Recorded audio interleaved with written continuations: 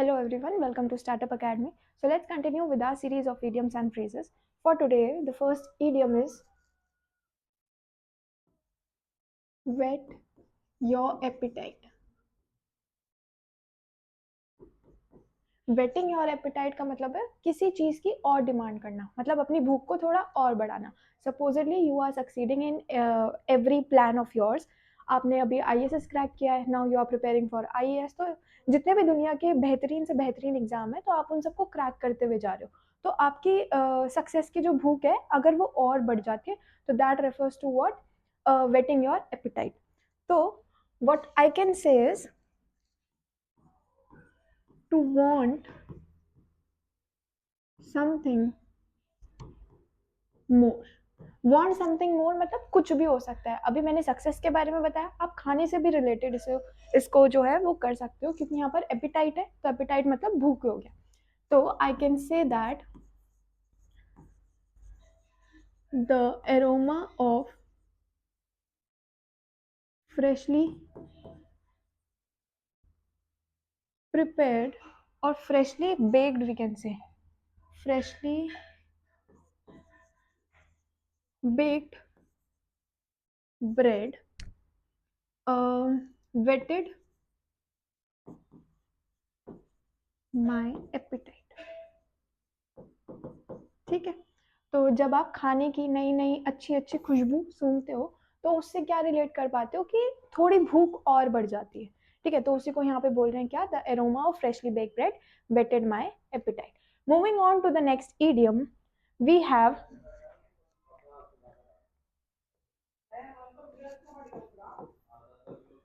whistle in dark. whistle in dark का मतलब है कि you are pretending to be unafraid. मतलब आप नाटक कर रहे हो कि आपको डर नहीं लग रहा है, बट अंदर अंदर लग रहा है बहुत ज्यादा. तो आप कह सकते हो क्या, प्रिटेंड टू बी अनअफ्रेड. ठीक है.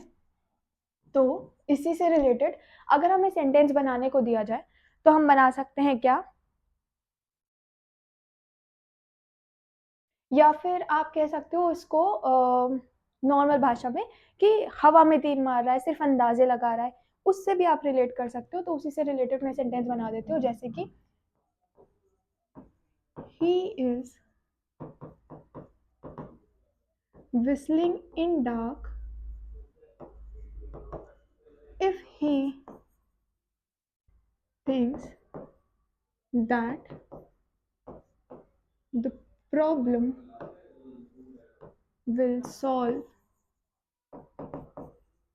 itself. ठीक है. तो वो विसल कर रहा है कहाँ, विसल कर रहा है डार्क में, हवा में तीर मार रहा है, अंदाजे लगा रहा है सिर्फ, अगर उसको लग रहा है क्या कि प्रॉब्लम खुद से सॉल्व हो जाएगी, या फिर वो इतना ज्यादा घबराया हुआ है अंदर से, बट ही इज प्रिटेंडिंग कि हाँ खुद प्रॉब्लम सॉल्व हो जाएगी, शांति रखो. ऐसा तब होता है जब आपकी किसी फैमिली के अंदर लोगों को सांत्वना देने की जो नौबत आ जाती है, उसकी अगर हम बात करते हैं, तो उसी से related we can think this idiom to be. Now we are moving on to the next idiom which says, the third idiom, it says white elephant. white elephant को कह सकते हो, एक तो आपने देखी होगी कोई चीज कि बहुत कम एलिफेंट्स ऐसे होते हैं जो वाइट होते हैं, है ना, वरना तो we found them in shades of grey. अब नेचुरल ग्रे इट इज. अब क्या होता है, वाइट एलिफेंट है तो समथिंग कॉस्टली तो होगा, क्योंकि बहुत ही ज्यादा कम मिलता है. और आप कह सकते हो कॉस्टली एंड ट्रबलसम. एक तो महंगा, ऊपर से ट्रबल क्रिएट करने वाला.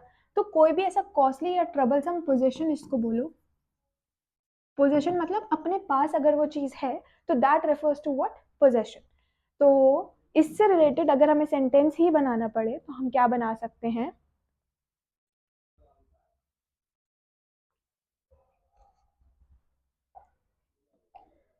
we can say that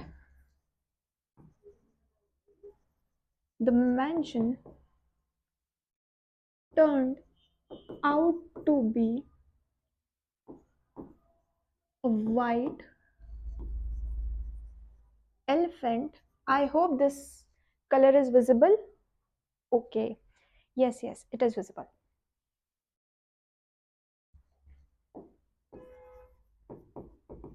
Costing more in upkeep than we could afford.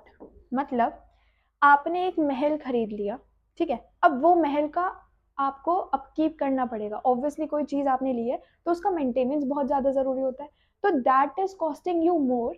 और उतना ज्यादा तो आप अफोर्ड नहीं कर पाते क्योंकि अभी रिसेंटली आपने मेंशन खरीदा है। तो बस उसी से रिलेटेड है क्या, वाइट एलिफेंट है, जो कि मेंशन था, बहुत ही ज्यादा कॉस्टली आपको साबित हुआ, ठीक है। तो mansion turned out to be white elephant, ठीक है जी। Now we are moving on to the next idiom which says, अच्छा विसल इन डार्क से ही रिलेटेड एक ईडियम है जो कहता है, the fourth idiom it is, इसको फोर्थ लेके चल लेते हैं, जो कहता है आपके लिए येलो बेलीज,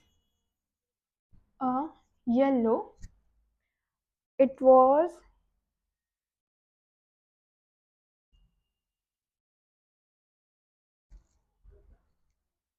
येलो बेलीज। एक तो था कि विसल इन डार्क आप प्रिटेंड कर रहे हो, आप डरे हुए नहीं हो। अब है येलो बिलीज का मतलब आप बहुत ज्यादा, सच में बहुत ही ज्यादा कॉवर्ड हो, तो उसको बोलेंगे क्या, कॉवर्ड लिख लो। तो we can say that he is such a yellow believed that he is afraid of skydiving। Sky diving कर लो, स्विमिंग कर लो, या फिर ओशन डाइविंग कर लो, तो जो भी आप, जिससे भी आपको डर लगता है, आप उससे रिलेटेड जो है सेंटेंस को फ्रेम कर सकते हो, ठीक है जी। तो हमने 4 सीखे हैं अभी। Now we are moving on to the fifth one which says,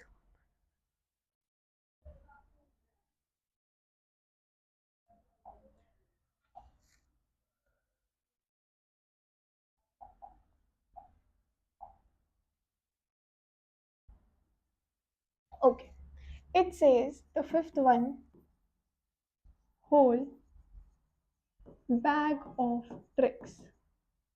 whole bag of tricks मतलब जितने भी आपके पास यंत्र हैं आप सारे यूज कर लो ताकि आप सक्सेस को हासिल कर सको, ठीक है। तो उसको बोलेंगे क्या, होल बैग ऑफ ट्रिक्स। जैसे कि आप कह सकते हो कि trying every possibility to succeed, ठीक है। अगर आपने हर पॉसिबिलिटी को ट्राई करना है सक्सीड करने के लिए इन योर प्लान, तो आप बोलोगे क्या, होल बैग ऑफ ट्रिक्स। अब इसी से हम सेंटेंस फ्रेम कर सकते हैं, पर इससे पहले इसी को रिलेट करने के लिए हम क्या करेंगे, हम अपने सारे यंत्र यूज करेंगे, जितनी हमारे अंदर कैपेबिलिटी है, जितनी भी पॉसिबिलिटी हमारे पास है, we will be using all those possibilities in order to succeed in our ISS examination, ठीक है। तो एक तो आप सेंटेंस ये फ्रेम कर सकते हो। Another sentence that I would like to frame for this idiom is,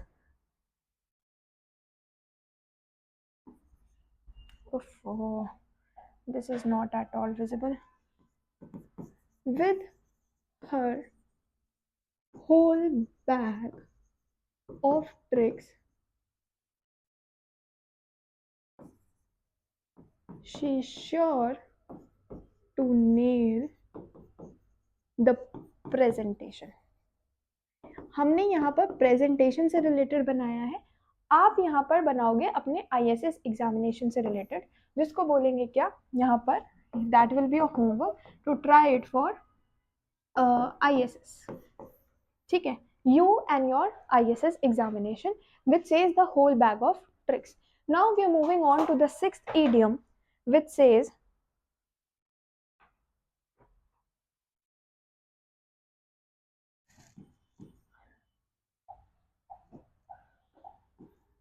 whoop it up,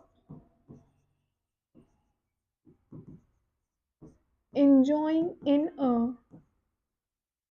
noisy way। Whooping it up का रेफरेंस आप ले सकते हो क्या, enjoying it in a noisy way.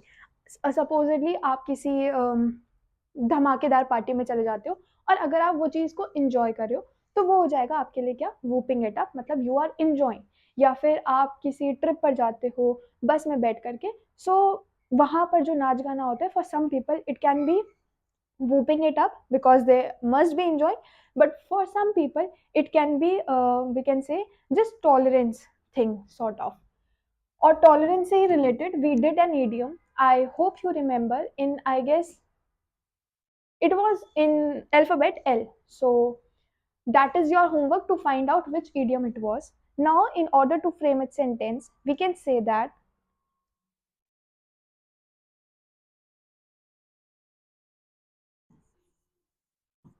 the DJ whooped it up at the party, getting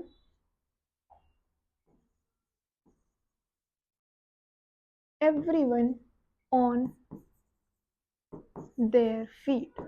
ठीक है, तो DJ इतनी तेज बज रहा था कि सबको नाच नचाने के लिए everyone came on the floor, या फिर हर किसी ने डांस करना शुरू कर दिया। This refers to what, DJ that is whooping it up. Now we are moving on to the next idiom which says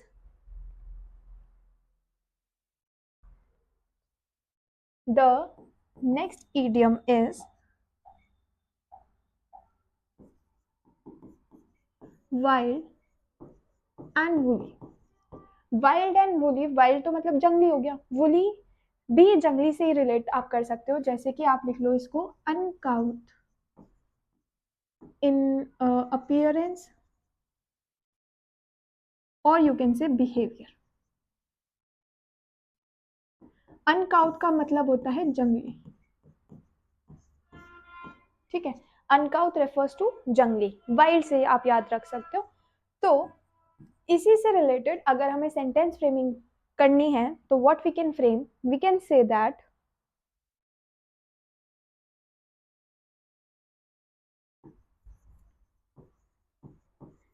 the rock stars wild and woolly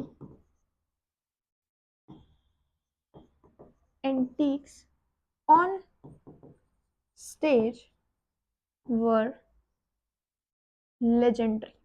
ठीक है, तो यहाँ पर लिखूंगी क्या, wild and woolly। Now we are moving on to the next idiom which says the eighth one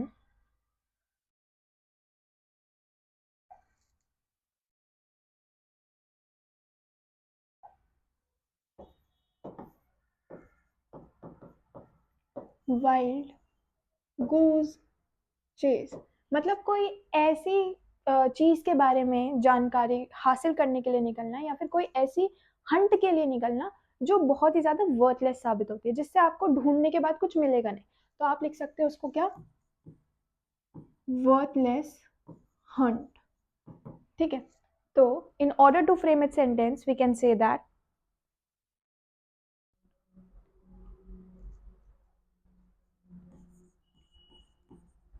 looking for that rare book is turning into a wild goose chase। ठीक है, तो अगर आप कोई ऐसी बुक ढूंढ रहे हो जो बहुत ही ज्यादा रेयर है, मिलेगी ही नहीं, आप ऐसी जगह जगह पर जा जाकर देख रहे हो कि मिलेगी ही नहीं, तो that refers to what, wild goose chase. Now moving on to the next idiom we have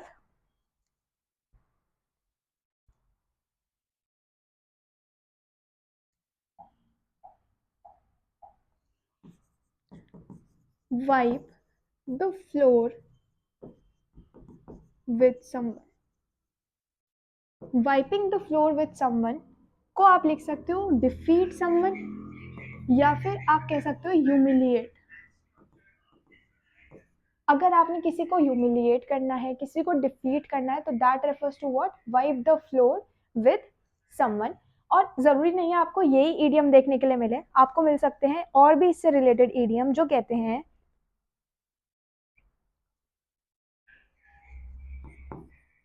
run circles around someone, या फिर आप देख सकते हो beat the pants of someone।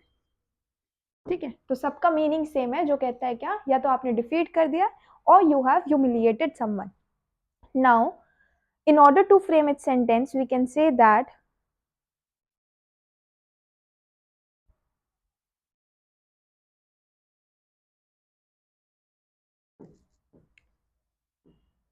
she wiped the floor with her opponent in debate, leaving them speechless। ठीक है, तो एक तो उसने हरा दिया, या फिर आप कह सकते हो कि उसने डिबेट के दौरान दूसरे जने को ह्यूमिलिएट कर दिया। दूसरा जना कौन है? The opponent member. ठीक है, opponent member, because we have used them, तो ओपोनेंट मेंबर्स। तो ह्यूमिलिएट भी कर दिया, तो उसको बोल सकते हो क्या? Wipe the floor with her opponent. ठीक है जी। नाउ ये दोनों भी इसी से रिलेटेड इडियम थे जिनका मीनिंग ये हो सकता है। Now we are moving on to the next idiom which says the 10th one,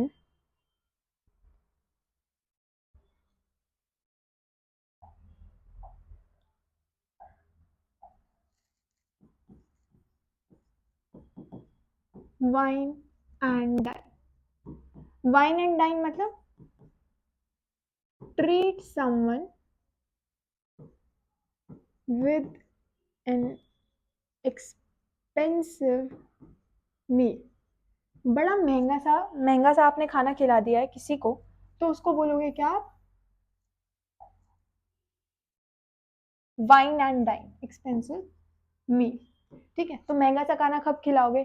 या तो कोई आपका फियांसे हो तब आप खिला दो महंगा सा खाना, कोई आपका बहुत ही ज्यादा करीबी रिश्तेदार है, या फिर आप कह लो दोस्त है, बड़े दिनों के बाद आया है, ठीक है, तब आप महंगा खाना खिला लो। या फिर आपको किसी से फायदा होने वाला है, supposedly you are a member of a company and you need to sign a deal with your investors, and in order to impress those investors आपने करा दिया वाइन एंड डाइन। मतलब आपने करा दिया उनको बहुत ज्यादा इम्प्रेस। कैसे? क्योंकि आपने उनको खिला दिया क्या? एक्सपेंसिव सा खाना। तो in order to frame it sentence हम बोल सकते हैं क्या?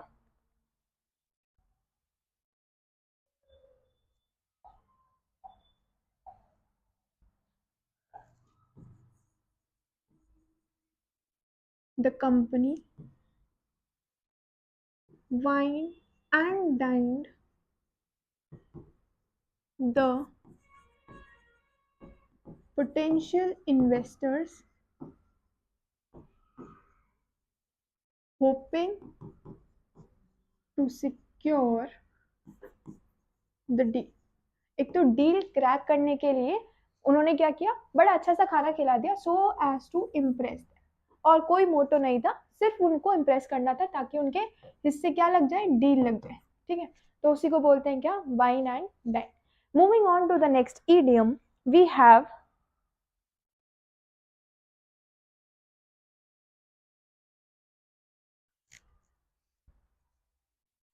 the 11th one। It says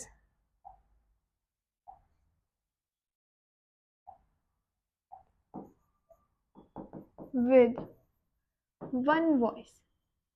with one voice का मतलब है सब एक साथ बोल रहे हैं, एक ही सबका बोलने का जो मोटो है वो सबका एक ही है।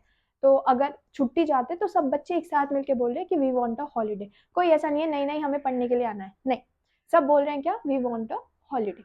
तो वैसे ही आप रिलेट करोगे विद वन वॉइस मतलब अनएनिमसली। ठीक है, तो अगर इसी से रिलेटेड अगर हम चीजें देखना चाहें तो अभी जो अरावली के ऊपर जो सीन चल रहा है हम उससे थोड़ा रिलेट करके चलते हैं। जैसे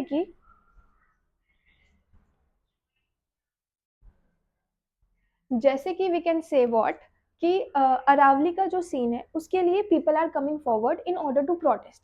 ठीक है, तो we are not going into the detail, because detail में चले जाएंगे तो video will be extended to high version, तो we don't want that. Let's stick to the topic itself. तो ये कहता है क्या कि प्रोटेस्टर्स सारे एक साथ आए हैं, तो जितने भी प्रोटेस्टर्स हैं सब लोग चाहते हैं क्या कि अरावली को नहीं छेड़ा जाए विद द जो सुप्रीम कोर्ट की वर्डिक्ट आई है उससे रिलेटेड अरावली को दूर रखा जाना चाहिए, अरावली के साथ छिड़खानी मत करो, दे वांट दैट। ठीक है, अब प्रोटेस्टर्स में से कोई अलग से उठ करके ये तो नहीं कहेगा ना कि हाँ ठीक है कर लो जो करना है, but I belong to the protester. तो जितने भी सारे प्रोटेस्टर हैं उन सबका एक ही मोटो है, they have their only single voice, जो कहता है क्या, हमारे अरावली को मत छेड़ो because we do not want to get it harmed. ठीक है, तो उसी से रिलेटेड आप जो है इसको रिलेट कर सकते हो क्या, विद वन वॉइस, मतलब जितने भी प्रोटेस्ट होते हैं और प्रोटेस्ट में जितने भी मेंबर्स होते हैं they all come with one voice. ठीक है, तो इससे आप रिलेट कर सकते हो। Now in order to frame it sentence what we can say is we can say that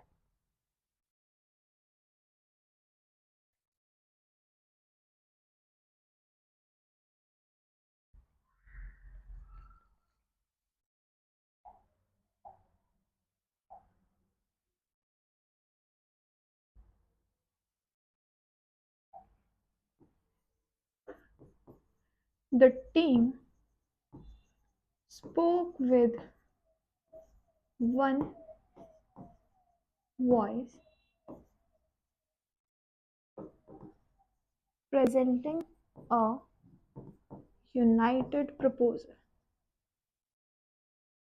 ठीक है, तो टीम के मेंबर जो थे सबने एक ही जो है वो आवाज उठाई, एक ही सबका मोटो था कहने का, तो उसी से मैंने रिलेट करके एक सेंटेंस बनाया है which says that the team spoke with one voice presenting a United proposal, या फिर आप कह सकते हो यूनाइटेड यूनाइटेड फॉन्ट भी लिख सकते हैं हम इसको, प्रपोजल आगे लिख देंगे, या तो यूनाइटेड प्रपोजल लिख लो या फिर आप कह सकते हो United font for the proposal.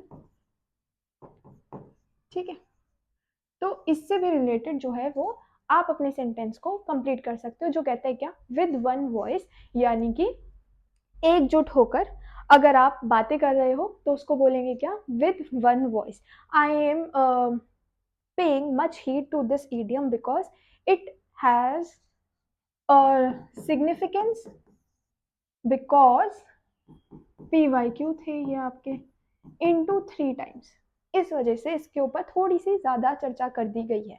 अब इसका सेंटेंस देख लो, जो कहता है the team spoke with one voice presenting a united front in their proposal. ठीक है, तो यहाँ पर we can say that with one okay with one voice in their proposal. ठीक है, so we are moving on to the next idiom which says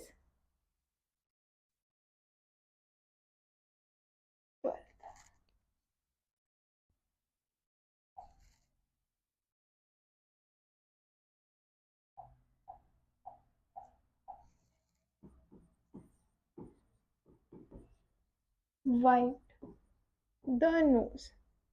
wiping the nose मतलब cheat कर दिया।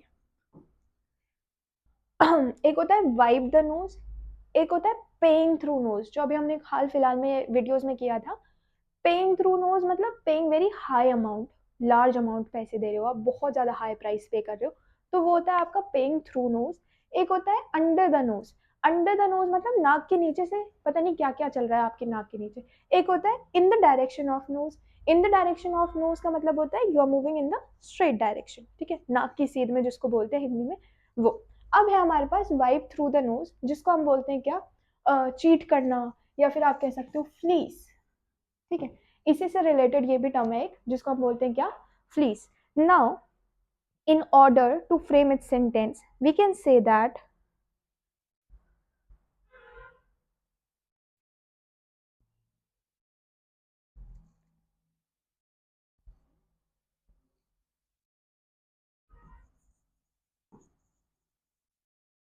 the cashier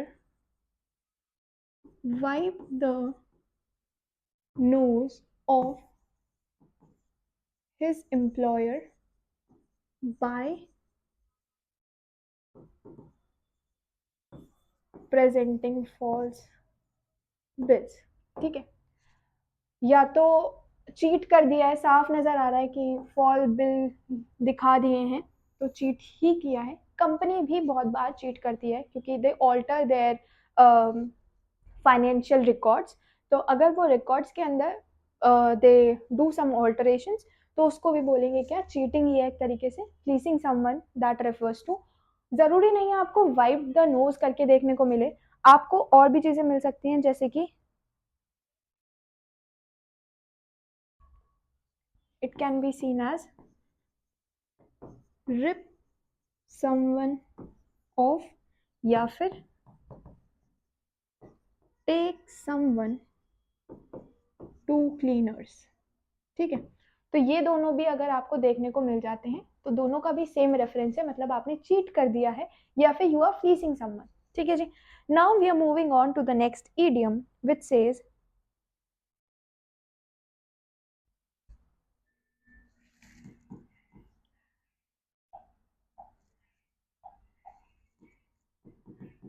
with fine tooth comb, मतलब examining every detail। अब एक होता है कॉम, ठीक है, with these tooth, एक होता है कॉम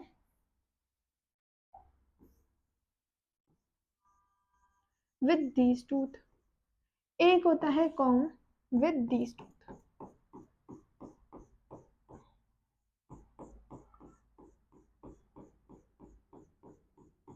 आई होप जितने भी लोग हैं सबको पता हो कि इतने टाइप्स ऑफ कॉम आते हैं, और कुछ कॉम्स होते हैं फॉर द कलर पोर्शन, वो कुछ ऐसे दिखते हैं, ठीक है, लाइक दिस इट सीम्स, और कुछ होते हैं circular with tooth like this. अब ये कह रहा है fine tooth com, fine tooth com का मतलब हो गया ये, अगर आप इससे अपने बाल सेट करते हो, if you are trying to set your hair with this one और this one, it will be fine gesture, like ठीक है, हो जाएगा। But if you try with this, every portion of your hair, every strand of your hair will be perfectly matched with this comb। तो मतलब अगर आपको details में काम करना है, ऊपर ऊपर से काम करना है, तो ये कर देंगे, but if you are trying to work in detail, तो आप क्या करोगे, यू विल डू दिस। ठीक है, तो आप हर एक चीज को ट्राई करोगे, तो उसको बोलेंगे क्या, these are the fine tooth comb. Now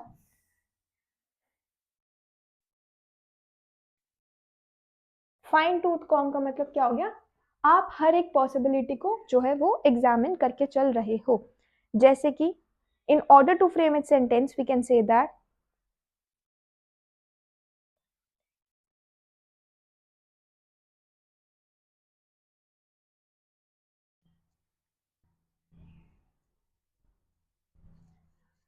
in order to frame a sentence, what we can say that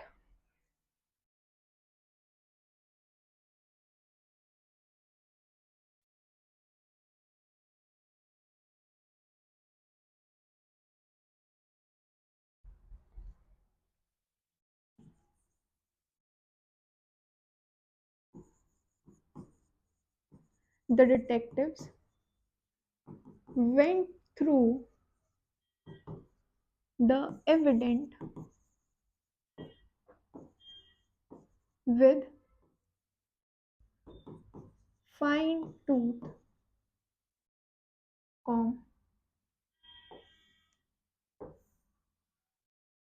to find any clue। ठीक है, तो मतलब जितने भी जो डिटेक्टिव्स वगैरह थे, वो सब सारे तो नहीं, अगर कोई केस सॉल्व करना होता है तो वो लोग क्या करते हैं, they go into every minute detail, ताकि चीज़ें सर्च कर ली जा सकें, या फिर कुछ तो पता चले। आपने अगर डिटेक्टिव वाली या फिर कह सकते हैं सीरीज मूवीज कुछ देखी हो, तो आप उससे रिलेट कर पाओगे कि छोटी छोटी चीज़ों से भी लोग बहुत ज़्यादा कुछ रिलेट कर पाते हैं। और अगर हम बात करें यहाँ पर फॉरेंसिक साइंस की, या फिर डिटेक्टिव्स की, या फिर पुलिसमैन की, या फिर जो कह सकते हैं जो हिडन या फिर सीक्रेट मिशंस पर होते हैं, तो अगर हम उन लोगों की बात करें तो हम उनसे पता कर सकते हैं, या फिर उनके बारे में अगर आपने चीज़ें पढ़ी हो, देखा हो उनको मूवीज़ के अंदर, तो आप उससे ये चीज़ को रिलेट कर पाओगे, जो कहता है क्या, with fine tooth comb. And related to this, I have framed an idiom, a sentence which says that the detectives went through the evidence with fine tooth comb, looking for to find any clues, या फिर looking for clues. ठीक है, तो ये हो गया आपका last idiom for today, और बाकी हम कल की क्लास में कंटिन्यू करेंगे. And tomorrow I shall be finishing off with this whole series. So जहाँ तक है, I guess we would have completed approximately 500 to 600 idioms. And जहाँ तक है आपका एग्जाम में सारे idioms यहीं से आ जाएंगे. सो in order to complete the whole series, stay connected with me till tomorrow's class, ताकि आगे जा करके we can practice some questions. So question series आएगी, that also we will be practicing together, so that you can gain more marks in your examination, and how to represent and how to do everything, that we can also discuss. So thank you and keep watching. Startup Academy.